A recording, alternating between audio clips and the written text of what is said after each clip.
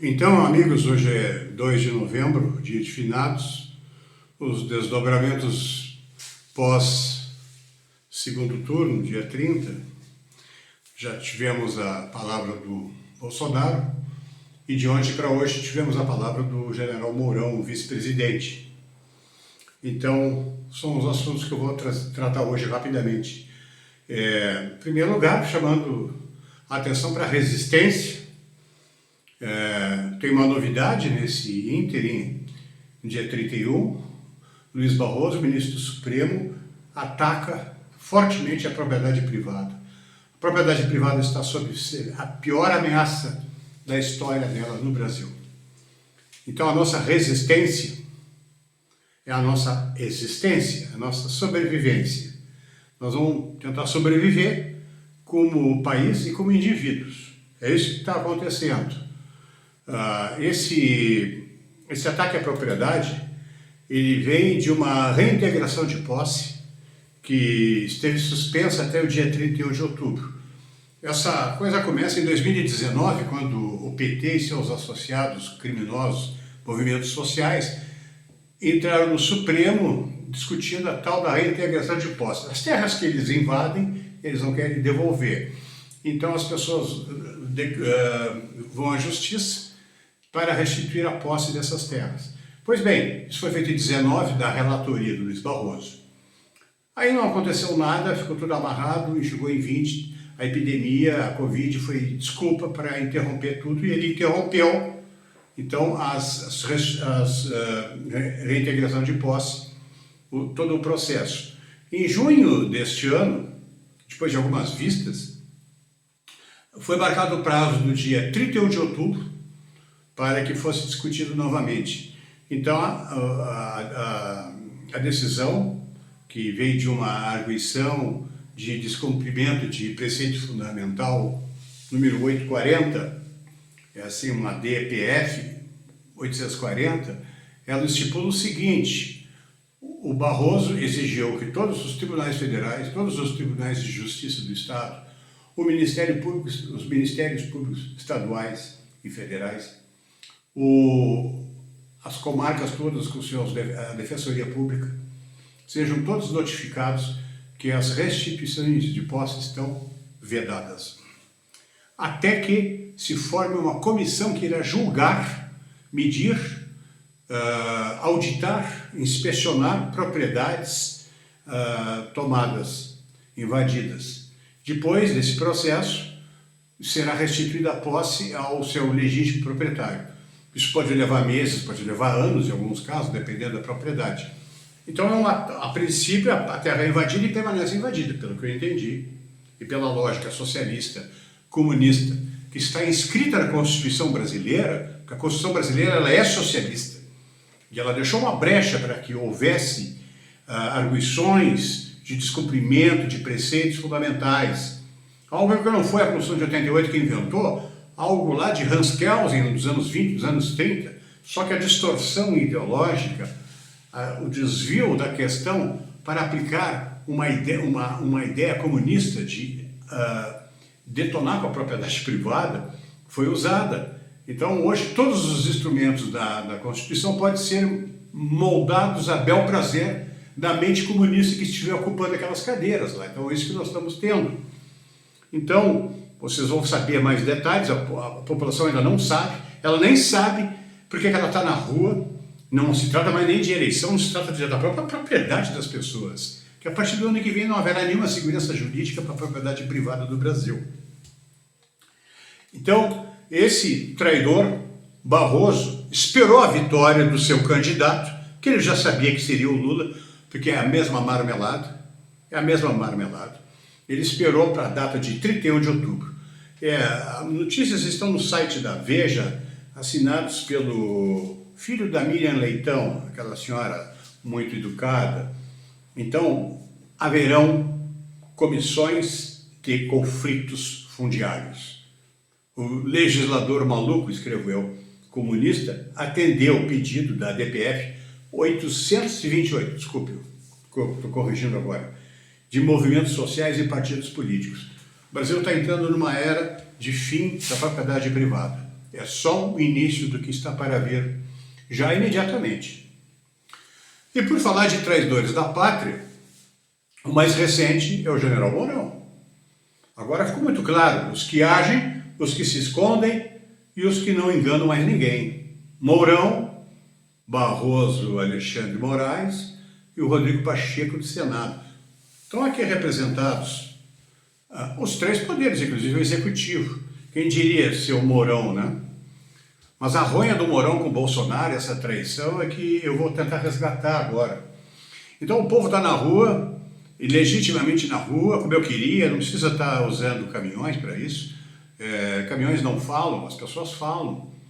As pessoas não dão bola para caminhão, mas dão bola para gente com criança no colo, gente que trabalha. Mas não pode ser só um feriado. Se nós voltarmos para casa e voltarmos assim, quando tiver um outro feriado, aí não vai dar. Ou a gente sai e não sai mais da rua, vai para a rua e não sai mais dela, fica se revezando, como os egípcios fizeram, falei isso no vídeo passado. Ou vamos amargar, nós vamos perder a chance de sair para a rua, porque a próxima vez que a gente tentar sair para a rua, nós seremos fuzilados. Não tenho dúvida nenhuma disso. Então a gente apelar para general, para exército, de onde menos se espera, daí mesmo nada vem. Não é só o traidor, não é só o seu Mourão, não. Eu andei pesquisando aqui, depois eu fiquei indignado quando eu vi a frase que ele deu para a imprensa. Nós, dizer, concordamos em participar do jogo, agora não adianta chorar. Eu pergunto, nós quem, pele vermelha? Nós quem, pele vermelha? Vocês, generais, traidores do Bolsonaro, vocês não fizeram nada. Não o incentivaram, não o ajudaram e ficaram escondidos até o último momento. Assim falou então o cínico, mentiroso e entreguista general Mourão. E eu creio também, não tenho certeza, que ele falou em nome de outros generais como ele. Não falta gente como ele. Então, apelar a militares, esqueçam. É só nós, o povo. Nós só temos nós. Em grande número. O nosso número é maior que o número de todos eles juntos. Inclusive o PT e todos os militares juntos. Nosso número é muito maior. Nós não somos 58 milhões? O general Mourão, agora senador eleito, em uma eleição fraudada, era inimigo desde sempre de Bolsonaro. Eu não me lembrava, ou passou muito batido por mim, em 2019, o Mourão foi convidado a dar uma palestra em Harvard, nos Estados Unidos, e um dos títulos da palestra era assim, que o Bolsonaro era um cara grosseiro, brutal, um incendiário que botava fogo no mato, aquela linguagem da nova ordem mundial na qual está inserido o seu Mourão. E ele foi lá, e lá a apresentadora comparava o Mourão ao vinho e Bolsonaro ao vinagre. Ele ouviu isso na sala, ele não fez nada. Se tivesse vergonha na cara, ele teria se retirado na mesma hora. Aquilo era uma construção para ele falar mal do presidente da República. Ou da República Brasileira, já que ele representa mais do que ser vice. Mas ele não fez nada disso.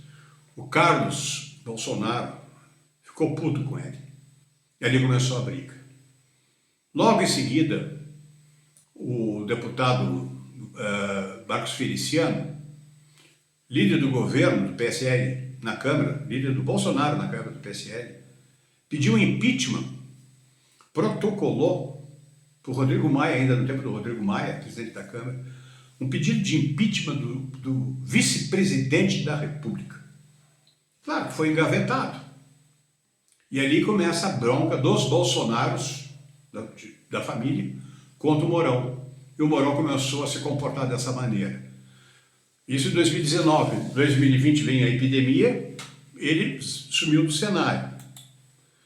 O general Mourão é chamado de traidor de Bolsonaro. Aqui temos as imagens, temos as reportagens do dia 16 de abril de 2019, o pedido de impeachment do Marcos Feliciano. Agora, este ano, eu me lembro de ter visto numa live do Bolsonaro, em fevereiro,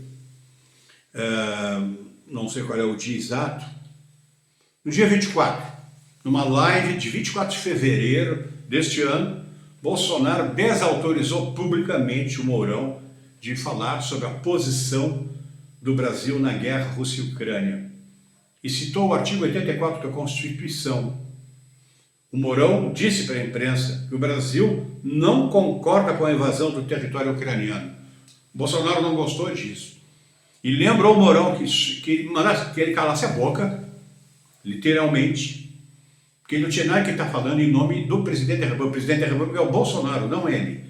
E o artigo 84 é exatamente preciso nesse particular. Somente o presidente pode fazer isso, não o vice. Aí queimou o último filmezinho com o seu Mourão, que desde fevereiro sumiu da nossa vista, não é verdade?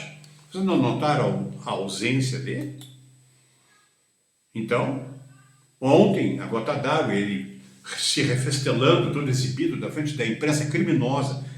Está aqui a imprensa toda ela, trato ele assim, ó, um herói, ele é despiada, ele é bonzinho, ele é educado, ele é jocoso, ele é um monte de coisa para agradar a mídia que frita, torra o Bolsonaro. Ele não. Olha como é que nós ficamos. Como é que vai ficar a questão da continência dos generais para o Lula e o que o Lula representa? Eles vão bater continência para quem? Para o Lula e logo em seguida para quem? Olha esse quadro aí e veja para quem os generais baterão continência. Já tem uns dizendo, se for o presidente da República, será o chefe supremo das Forças Armadas. Sim, mas o que representa o chefe supremo das Forças Armadas? Supremo representa o supremo crime, isto sim. É isso que está em jogo. Muita coisa está em jogo. Eu ontem coloquei no ar o PECOM, a propaganda do PECOM, o Partido Conservador. Afinal, nós não somos 58 milhões de eleitores, está em um belo de um partido. Imagina só um partido que tivesse 58 milhões de filiados.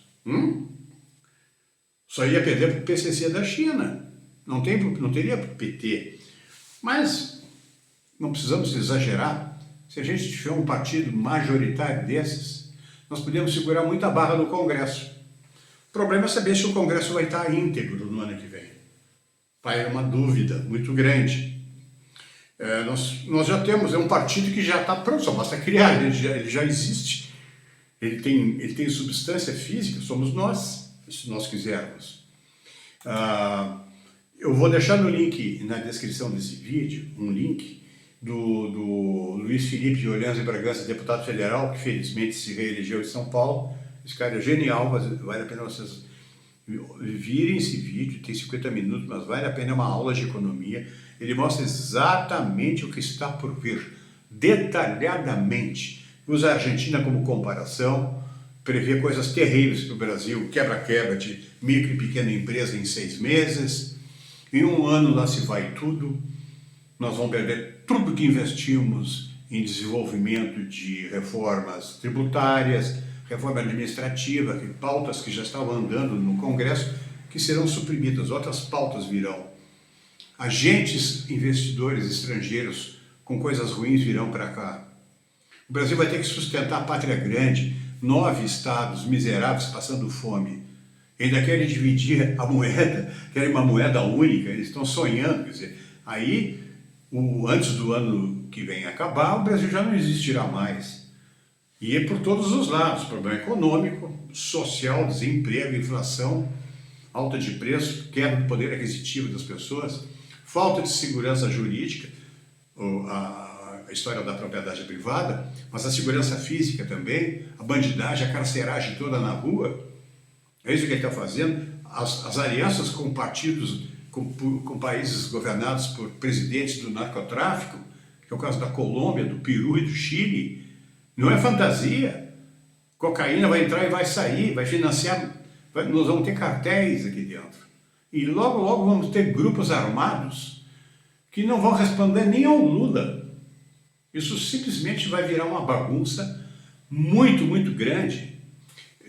Vejam esse vídeo, que vale a pena dar uma aula de economia e mostra como as coisas acontecerão. É bom que todo mundo saiba. Esse povo que está na rua tinha que saber disso. Cabe a nós espalhar, difundir essas informações. Não é alarmismo, é simplesmente uma análise que já vem sendo feita há muitos anos. Para quem conhece a história, eu conheço essa história do Fórum de São Paulo desde há 20 anos, quando eu conheci o Olavo de Carvalho. Então, para mim isso não é novidade nenhuma. A Pátria Grande está aí de novo. E ela vai terminar com o Brasil. Vai acabar com a nossa soberania. Existem várias maneiras de acabar com a soberania. Uma maneira militar, uma maneira econômica, uma maneira moral, espiritual. Existem várias maneiras de acabar com a soberania e desaparecer como um país do tamanho do nosso. Se o nosso povo voltar para casa, nunca mais poderá sair às ruas. Se sair às ruas, será fuzilado, como acontece na Venezuela.